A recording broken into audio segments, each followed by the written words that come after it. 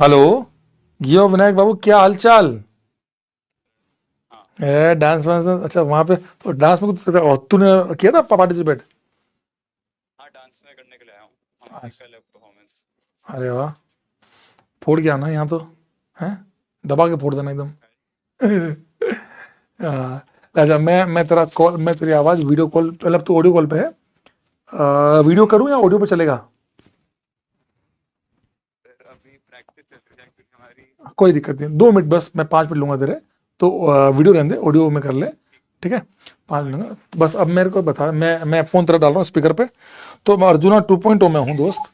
तो बच्चे तेरे को सब सुन रहे हैं, मैंने माइक हाँ। है ना कर दिया है। तो ये है हमारे विनायक भाई। विनायक भाई, आपकी रैंक क्या थी? मेरी जेई मेंस में रैंक 200 थी और एडवांस में रैंक 300। जेई मेंस में भाई की रैंक थी 200, और जेई एडवांस में रैंक थी 300। वाह लौंडे। अच्छा, तो अभी कहाँ पर है आप? IIT Delhi, IIT Delhi. Branch हाँ। एमएनसी, हाँ, MNC maths and computing. Mathematics and computing, CS से ऊपर की ब्रांच है, टफ ब्रांच होती है ना? ठीक है। अब ये बताओ काफी अच्छी ब्रांच है मतलब। बहुत बढ़िया भाई, उसमें मैथ्स बहुत है ना लेकिन। हाँ। हाँ, पर काफी थ्योरेटिकल मैथ्स है। हम्म। अब मुझे ये बता, बच्चे ये पूछना चाहते हैं कि पहली बात तो रिवीजन कैसे करते थे? 11th में है बच्चे बेचारे, ये अर्जुन है अपना, है ना? हम्म। तो इनका रिवीजन हाँ, कैसे करवाएं? रिवीजन क्या, कैसे रिवीजन कैसे करें ये लोग? मतलब सिलेबस हो चुका है इनका पूरा। अभी चल रहा है, मतलब लगभग 60 70 80% मान लो हो चुका है। रिवीजन के लिए तो मतलब मैं तो रिवीजन मेनली क्वेश्चन करके ही करता था। Like questions. मैथ्स फिजिक्स में मैं क्वेश्चन करके करता था। जो अच्छा। जैसे मैं जो भी क्वेश्चन सॉल्व करता था तो हाँ। मैं वो मार्क करके रख लेता था, जो भी मेरे को अच्छे क्वेश्चन लगते थे। ओके। तो मैं उनको ही रिसॉल्व करके उसके थ्रू रिवीजन करता था। अच्छा मत। और हाँ, केमिस्ट्री के लिए मेनली नोट्स पढ़ के रिवीजन करता था। नोट से ही उसमें करता क्वेश्चंस हूँ। करके ना ज्यादा फायदा नहीं होता रिवीजन से। हम्म। नोट्स से काफी अच्छा रिवीजन होता था। नोट से हो जाता है काफी हद तक, है ना? और हाँ। मैथमेटिक्स में कोई टिप दे कि मैथ्स में जैसे इनके बहुत, देखो मैथ्स में यार, जेई जो बच्चा कर रहा मैथ्स होता है में ना, ना उसमें मैथ्स बहुत प्रॉब्लम आती है स्टार्टिंग में, तो है ना? तो क्या करना चाहिए? 11th में तो बहुत प्रॉब्लम आई थी। आई थी ना? हम्म। मतलब ये जेन्युइन है ना यार? ऐसा तो नहीं है ना कि मैथ्स में इनको ही प्रॉब्लम आ रही है, मतलब तुम लोग जो जो नहीं, मैथ्स में जिन्हें तो काफी टॉप मारा है प्रॉब्लम आई थी। वो उनको तो सब आता था पहले से, ऐसा नहीं है ना? नहीं नहीं। है ना? तो कैसे करता था मैथ मैं को, स्टार्टिंग में सबसे कैसे? मुश्किल मैथ्स ही लगा था मेरे को भी। हाँ। तो मैथ्स के लिए वो ये कि स्टार्टिंग में मुश्किल होगा तो उससे ऐसा डरना वरना नहीं है। जो अच्छा। भी क्वेश्चंस नहीं हो रहे उनको ट्राई करो अच्छे से। और फिर मतलब मैं ट्राई करता था और जो भी डाउट्स थे वो जैसे तैसे करके क्लियर करवा देता था। अच्छा। एंड मैं डीमोटिवेट नहीं होना मेनली। नहीं, हाँ मेन तो तो डीमोटिवेट नहीं होना। और मेन है कि जो क्वेश्चन अच्छे हैं उनको अच्छे से मार्क करके रखो, क्योंकि काफी सारे क्वेश्चन ऐसे पेपर में रिपीटिंग पैटर्न के होते हैं, अच्छा। ठीक। स्पेशली मेंस में। हाँ तो मेंस में अगर खासकर, हाँ। तुमने मेंस में अगर काफी सारे क्वेश्चन तुमने कर रखे हैं और वही क्वेश्चन तुमने काफी बार प्रैक्टिस कर रखे हैं, क्योंकि वही जो मैं कह रहा हूँ कि क्वेश्चन मार्क करके रखना टफ है और उनको फिर से प्रैक्टिस करना। तो अच्छा। उन क्वेश्चन को बार बार करोगे तो काफी अच्छा रिविजन होगा, मेंस में फिर स्पीड अच्छी बनती है। अच्छा, तो जैसे कोई बुक्स करता था कि केवल अपने अपने नोट्स या मॉड्यूल से भी काम हो जाता है? डीपीपीज हो गई। नोट्स मॉड्यूल से करता था, बुक्स भी करता था। करता था। मतलब पहले मेन फोकस करता था कि जो नोट्स में क्वेश्चंस कराए हैं वो कर लूं हाँ, और फर्स्ट होमवर्क जो प्रायोरिटी मिल मेंस रहा है होती उतना है ना, पूरा मतलब कर लूं। फर्स्ट प्रायोरिटी नोट्स ही होती है ना हमेशा। नोट्स मतलब क्योंकि वो एक बेस बिल्ड कर देता है। हाँ एग्जैक्टली। ओके। तो अच्छा। नोट्स करके फिर जो होमवर्क वगैरह है वो कर लो। हाँ। और फिर उसके बाद जब टाइम बचे तो बुक्स बताना चाहिए। अच्छा, बच्चे कह रहे हैं सर स्कूल और ऐसा कि कैसे, हाँ हाँ हाँ। मतलब हाँ हाँ, तू बता पहले। मैं कह रहा हूँ कि मतलब हर एक बच्चे का जैसे अपना अपना पेस होता है, तो कुछ जो है वो होमवर्क और नोट्स वगैरह मैनेज करके उनको कुछ टाइम बच जाता होगा। कुछ बच्चे ऐसे भी होंगे तो वो side by side book manage कर सकते हैं। अच्छा, और जिन कुछ लोगों का बच्चे टाइम बच जा ऐसे भी रहा होंगे जिनको, है। हाँ, तो वो सिलेबस के साथ ही बुक मैनेज कर सकते हैं। अच्छा। लेकिन कुछ बच्चे ऐसे भी होंगे कि उनका नोट्स और होमवर्क करने में काफी सारा टाइम चले जा रहा होगा। हाँ। तो उनको भी ऐसे टेंशन नहीं लेनी, क्योंकि नोट्स और होमवर्क से भी काफी कुछ हो जाता है। फिर अच्छा। बाद में जब लास्ट में टाइम बचेगा तो हाँ। बुक से एक्स्ट्रा क्वेश्चन सॉल्व कर सकते हैं। ओके, या अंडरस्टूड। फिर जैसे 11th और 12th के बीच में कुछ ब्रेक मिलेगा हाँ। दूसरा बैच स्टार्ट होने में, तो हाँ। उस टाइम में वो एक्स्ट्रा क्वेश्चन प्रैक्टिस कर सकते हैं बुक ठीक से। है। ठीक है। और स्कूल जैसे इनका ये प्रॉब्लम है कि स्कूल के साथ ये सब कैसे मैनेज करें? थोड़ा सा ये गाइड करके, स्कूल के साथ ये चीजें कैसे मैनेज करें ये लोग? स्कूल के साथ जैसे मतलब मेरा तो ऐसे टीचर से बात हो गई थी, तो ज्यादा दिक्कत नहीं आ रही थी कि अटेंडेंस का भी इशू नहीं था। हाँ, लेकिन फिर भी जैसे तो स्कूल जैसे आप यही जा रहे हो, लेकिन स्कूल गोइंग बच्चा हाँ, कैसे मैनेज कर सकता है चीजों को? मतलब उनके लिए यही है कि स्कूल में जाओगे तो क्लास में पीछे बैठे रहो और बैठ के मतलब क्वेश्चन सॉल्व कर सकते हो, एज लॉन्ग एज टीचर कुछ ना कहे। बिल्कुल। टीचर से मतलब अच्छे बना के रखो तो वो नहीं कहेंगे फिर। हाँ, कि सर हम ये कर रहे हैं, मतलब हमको थोड़ा टीचर मेहनत ऐसे करना है। हाँ, मतलब क्लास में ऐसे कुछ शरारत वगैरह ना करो, हम्म। टीचर से थोड़ा अच्छा बन के रहो तो वो करने देंगे फिर। हम्म। सही बात है। तो उस टाइम में मतलब क्वेश्चन सॉल्व कर सकते हो। और मेन स्कूल में डिस्ट्रैक्शन एक बहुत होती है, तो हाँ। डिस्ट्रैक्ट नहीं होना, स्कूल में भी टाइम यूटिलाइज करना है। हाँ, कि मेन ऐसा चीज नहीं है। कि कुछ दोस्त टाइम पास करे तो उनके साथ ऐसे टाइम पास करने निकल गए, हाँ। उसमें काफी टाइम वेस्ट हो सकता है। समझ गया। और कोशिश करो कि जितने कम दिन मैनेज कर सकते हो, कितने जितने ज्यादा छुट्टी ले सकते हो उतनी ज्यादा छुट्टी लो स्कूल से। अगर स्कूल में अलाउड हो जाए चीजों को लेकर तो आप वो कर सकते हैं। हम्म, हाँ। हम्म, ठीक है। और ये बताओ मुझे कि बैकलॉग अगर हुए थे तो उसको कैसे मैनेज करें? जैसे 11th है तो 11th में ऐसा नहीं होता ना कि यार हम बहुत रेगुलर है, हम रोज का रोज काम कर रहे हैं, बहुत मुश्किल होता है चीजें तो। हाँ वो होता है, जैसे मेरा क्या था, 11th में मेरा उसका बैकलॉग बन गया था मैथ्स में कोऑर्डिनेट ज्योमेट्री का। अच्छा। लाइक वो मेरे से 11th में हो ही नहीं रही थी अच्छा। बिल्कुल भी। हाँ। जैसे जैसे करके मैंने बस निपटा दिया था वो। हाँ। फिर 12th में मैंने उसको बिल्कुल इग्नोर किया था स्टार्ट में। अच्छा। फिर जब मेरा सिलेबस खत्म हो गया था, हाँ। तब मैंने कोऑर्डिनेट ज्योमेट्री फोकस किया था। हाँ। मैंने तो थ्योरी थे जो भी नोट्स वगैरह फिर से रिवाइज कर लिए थे, और उसकी एक पिंक बुक आती है कोऑर्डिनेट ज्योमेट्री की, अच्छा। उससे क्वेश्चंस करे थे बहुत सारे। तो ओके। मेरा लास्ट में जाके इम्प्रूव हो गया था। ओके, मतलब अपने पास टाइम तो होता है, लेकिन ये मैनेज कर हाँ लो उसको। हाँ, हम्म। लेकिन ऐसा है कि कोऑर्डिनेट ज्योमेट्री ऐसा चैप्टर है कि वो बाकी जगह इतना यूज नहीं होता, तो इसलिए मेरा काम चल गया उसके बिना। हाँ। लेकिन अगर कोई ऐसा चैप्टर हो जो काफी बेसिक्स है, तो हाँ। वो कोशिश करो कि बैकलॉग में ना ही जाए, जो तुम्हें पता है कि आगे यूज होने वाला है। अच्छा। और अगर वो बैकलॉग में चला गया, हाँ। तो जैसे संडे या जब भी क्लास नहीं है, या फिर जब भी छुट्टियां मिलती है, हम्म, उसमें टाइम निकाल के खुद जल्दी से जल्दी खत्म करो, इतना कि तुम आगे के कॉन्सेप्ट एटलीस्ट समझ पा रहे हो। समझ पा रहे हो। ठीक है। जैसे फिजिक्स में कि अगर मैकेनिक्स में बिल्कुल ही मतलब कुछ नहीं हिल रहा, तो 12th में जब इलेक्ट्रोस्टैटिक्स वगैरह आएगा और क्वेश्चंस मिक्स होके आएंगे, तो नहीं कर पाएगा बच्चा। नहीं कर पाएगा, सही बात है, बाद में नहीं होते फिर वो। तो ट्राई करो कि जो बेसिक चैप्टर है वो अप टू सर्टेन लेवल हो। हाँ, एग्जैक्टली। ठीक है। अब मुझे बता, तेरा टाइम मैनेजमेंट जो था ना, तेरा स्टडी आवर्स का क्या सीन था यार? स्टडी आवर्स का क्या सीन था तेरा? जैसे मतलब तू जब तू पढ़ता था ना, कितना घंटा पढ़ता था? हाँ, अब ऐसे या फिर कुछ स्लीपिंग आवर कितना, मेजर स्लीप कितना वगैरह था? का नहीं, मेरा इतना नींद नींद नींद क्या, कितना, नींद कितना था? नींद स्लीपिंग। 6-7 घंटे रोज। 6-7 घंटे सोता है ना रोज? हाँ, ठीक है। और बाकी टाइम भाई क्लासेस और और पढ़ाई का ऐसा था पढ़ाई? कि हाँ। हाँ। क्लासेस के बाद मैं ऐसे टाइम नहीं पढ़ता था, मैं क्वेश्चंस देख के करता था कि जितना टारगेट है उसको पूरा कर लूं। हाँ, मतलब मैं भी वही यही बोलता हूँ और कि यार फिर क्लास नोट्स के साथ जो क्वेश्चन देते हैं ना, उनकी पूरी प्रैक्टिस कर लो, वही बहुत सफिशिएंट होता है। हम्म, हम्म। वो मैं मतलब कोशिश करता कि जो भी होमवर्क वगैरह मिल रहा है उसको टारगेट सेट कर लूं कि ये खत्म करना है। हाँ। और उसके बाद भी जैसे अगर कभी कभी मेरे पास टाइम बचता था, तो हम्म, अगर किसी को इंटरेस्ट हो तो ऐसे सब्जेक्ट एक्सप्लोर कर सकता है, उससे और पढ़ने में मजा आता है। मजा आता जैसे है। कभी कभार मेरे को कुछ चीजें मतलब ऐसी भी थी जो सिलेबस में नहीं थी लेकिन पढ़ने में मजा आता था, तो एक्स्ट्रा टाइम में वो पे कर सकते हो, वो भी कर, उससे वो तो और ठीक चल है, चलो सकता वो है। तो इनके टाइम ही नहीं है। अच्छा, ये हो गया हम्म, क्लासेस प्लस अपना क्वेश्चन, मतलब जो मैं तो कहता हूँ क्लास प्लस जो क्लास के जो क्वेश्चन है वही कर लो, बहुत बड़ी बात है ना? हाँ, और अब बस, मेन तो वही करना चाहिए। अब बस लास्ट, तेरा ज्यादा टाइम नहीं लूंगा मैं।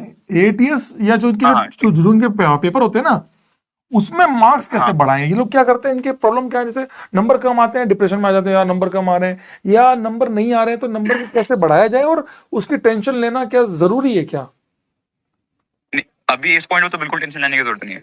लाइक जब मेरा सिलेबस चल रहा था, हाँ। तब मैं मार्क्स पे इतना ध्यान भी नहीं देता था। मैं मेन ये था कि टेस्ट में जो भी क्वेश्चन आए वो उस टेस्ट के बाद मेरे को सारे क्वेश्चन आने चाहिए। मेन बिल्कुल। फोकस मेरा ये रहता था। बिल्कुल। बहुत बढ़िया। That is a very good theory. बिल्कुल बिल्कुल बिल्कुल। क्योंकि जैसे मैं अपना बताऊं तो लास्ट तक आता है इतना मार्क्स पे ध्यान नहीं दिया। हम्म। लास्ट जब मेरा सिलेबस पूरा हो गया था और एक बारी एक रिवीजन का राउंड टेस्ट कंप्लीट हो गया था, तो हाँ। उसके बाद जब टेस्ट देने शुरू किए थे, तो हाँ। स्टार्टिंग में नंबर लाइक ऐसे जैसे जेई मेंस में कुछ स्टार्टिंग में कम नंबर आते थे, 220 या 230 जो भी स्टार्टिंग में। फिर उसको इम्प्रूव कर करके लाइक एक महीने के अंदर अंदर ही काफी इंप्रूवमेंट हो गया था लास्ट के। हाँ। हाँ। लाइक हाँ। 220 230 से ही मैं 270 280 या उससे ऊपर नंबर डालने लग गया था। वो एक्चुअली ये चीजें प्रैक्टिस से ज्यादा आती है। अगर आप आज 100 नंबर पे भी है ना, तो धीरे धीरे 150 पे जाएंगे, धीरे धीरे 250 पे जाएंगे। ये क्या सोचते हैं 100 हाँ नंबर आ रहा है अब हमारा होगा कि नहीं होगा, जबकि एक्चुअली कंटिन्यूस प्रैक्टिस जरूरी है। आप ये मत सोचिए कि 100 नंबर आ रहे हैं, आप अपना काम ईमानदारी से करिए। मैं ये सोचता हूँ हमेशा। हाँ, क्योंकि टेस्ट में नंबर लाने के लिए दो चीजें इंपॉर्टेंट है। पहला कि जो सिलेबस है और कॉन्सेप्ट है तुम्हें अच्छे से आते हैं, और दूसरा चीज कि तुम्हारा टाइम मैनेजमेंट अच्छा है, और मतलब तुम पेपर कितने पैनिक नहीं कर रहे हैं। तो जब तक सिलेबस चल रहा है 11th-12th में, तब मेन फोकस होना चाहिए कि तुम सिलेबस अच्छे से करो और कंसेप्ट पूरे करो। हाँ और जब सिलेबस खत्म हो गया, तब फुल सिलेबस मॉक टेस्ट में तो दूसरा पार्ट है, फोकस करो कि टाइम मैनेजमेंट कैसे इंप्रूव कर सकते हैं, हाँ, और कैसे पेपर में पैनिक नहीं होना। बिल्कुल बिल्कुल बिल्कुल, समझ गया मैं, ठीक। क्योंकि तुम्हारे जो इनिशियली नंबर आ रहे हैं वो सिलेबस कंप्लीट करके आएंगे, उसके बाद वाला पार्ट जो बचा हुआ है वो लास्ट में इंप्रूव होएगा। लास्ट उसकी टेंशन अभी लेने की जरूरत नहीं है। बिल्कुल बिल्कुल, ठीक है भाई यार, है ना। चलो मेन मेन चीज मैंने पूछ ली। अच्छा है, चलो यार, मैं और हाँ बढ़िया है, तू अच्छे से फोड़ गया। सारे बच्चे भाई को एकदम, विनायक भैया को एकदम ऑल द बेस्ट बोलो। भाई का डांस कंपटीशन है, कहाँ आईआईटी कानपुर है ना तो अभी? हाँ, आईआईटी कानपुर में हूँ। आईआईटी कानपुर में है भाई, अभी डांस कंपटीशन में पार्टिसिपेट कर। डांस का बहुत शौकीन है, मतलब ये मैं देखता हूँ उसके वीडियोस, बहुत शौकीन हो चुका है, डांस बहुत अच्छा सीख गया। बहुत बढ़िया, सभी लोग आप तेरे को ऑल द बेस्ट बोल रहे हैं, all the best, all the best कर रहे हैं, तेरे को थैंक यू बोल रहे हैं, ऑल द बेस्ट कह रहे हैं। Thank you sir. Thank you बेटा, है ना। ठीक है भाई, एंजॉय कर। हाँ मैं तेरे को कभी मतलब अपन कभी और किसी दिन वहाँ दिल्ली आऊंगा तो मिलेंगे, है ना। हाँ बिल्कुल तो सर। कौन से हॉस्टल में? मैं अरावली हॉस्टल में हूँ। अरावली में है ना। ठीक है ठीक है ठीक है ठीक हाँ है, ओके बेटा, चलो ठीक है, bye sir. Bye bye bye बेटा। भाई ये बहुत, आप ये मत सोचो कि इसके 250 आते थे। आप मैं एक बात बोलता हूँ आपको, जीवन में कभी भी ध्यान रखो, आज यहाँ नहीं कहीं पर भी, कहीं भी कुछ बात हो रही ना, नेगेटिव पॉइंट्स पर ढूंढो कि नेगेटिव एस्पेक्ट निकाल लिया कि नहीं नहीं ये तो ऐसे था इसलिए, मतलब मैं आपको एक बात जिंदगी में हमेशा बोलता हूं, मेरी इस बात को मोटिवेशन मानो, चाहे जो मानना है मानो। आप असफलता के लिए बहाने मत ढूंढो। आप कोई काम नहीं कर पा रहे ना, अरे ये भैया तो यार इतने नंबर लाते तो इनके तो आते ही होंगे, अरे नहीं यार, इसका टारगेट उसने वहां लाया ना, 230 से 280 औकात चाहिए। समझो बात को, मैं ये नहीं कह रहा हूं कि 230 तुम्हारा था मतलब ये भी नहीं आते। मैं आपको ये सिखाना चाह रहा हूं कि 100 से 150 पहुंचना भी बहुत बड़ी बात है, 150 से 250 पहुंचना बहुत बड़ी बात है, 200 पहुंचना बड़ी बात है। पर ये टारगेट्स धीरे धीरे अचीव किए जाते हैं। दे आर नॉट लाइक कि आ गया मजा आ गया। दिल से बता रहा हूं मैं आपको, ये चीजें on the very serious note धीरे धीरे बढ़ती। नंबर आज नहीं आते, एआईटीएस में नंबर नहीं आए, मैं रोहित अग्रवाल लाइव में कह रहा हूं, परेशान मत होना। ये सीखना कि क्या गलतियां हो रही है, कहां जरूरत है सीखने की, कहां मैं अपने आप को इंप्रूव कर सकता हूं या इंप्रूव कर सकती हूं। समझ में आया दोस्त? हॉबीज मैनेजमेंट, अभी आपको अपनी सारी हॉबीज को छोड़ देना चाहिए। हाँ, अपने आप को मेंटेन रखने के लिए आप जिम करें, आप कुछ योगा करें, आप कुछ भी, आपका जो खेलने का तरीका, हॉबीज जो आपकी है, मतलब आपको चेस खेलना पसंद है तो चेस खेलिए हाफ एन आवर बना, जो आपका एक टाइम है कि इतना टाइम है मेरे पास, वो करिए। सर 80 नंबर आ रहे हैं, कोई दिक्कत नहीं है, कोशिश करके अगले पेपर में तो और अच्छे से मेहनत करके 100, 120, 150 की तरफ जाए। धीरे धीरे, हिम्मत मत हारिए। हिम्मत हार गए ना बेटा, कल मैं कह रहा हूं वहां पर जब रिजल्ट, अभी जो परसों के दिन इवेंट था, उस इवेंट में कई ऐसे बच्चे थे जो तुम्हारी तरह थे। आपको पता है अलग सर उन बच्चों को, आपने कभी नहीं देखा होगा कि अलग सर ने विनायक को बहुत आगे रखा हो या सुशांत को बहुत आगे रखा हो। सर हमेशा उन एग्जाम्पल्स को सेट करते हैं जिन लोगों के नंबर 40, 50, 70, 100, 100 ऐसे नंबर आते थे, और जिन्होंने धीरे धीरे मेहनत करके अपने आप को आईआईटी में पहुंचाया। और मैं रोहित अग्रवाल आपसे ये वादा करता हूं आज इस क्लास में कि आप साथ बने रहें, फिजिक्स में, केमिस्ट्री में, मैथ्स में बिना हिम्मत हारे मेहनत करें। आपको मैं आईआईटी एनआईटी के द्वार पे छोड़ के आऊंगा, आपको उस रिजल्ट के लायक बना दूंगा। बस आपको काम करना पड़ेगा यार, मेहनत से पीछे मत हटना, जीवन में कभी मत हटना मेहनत से।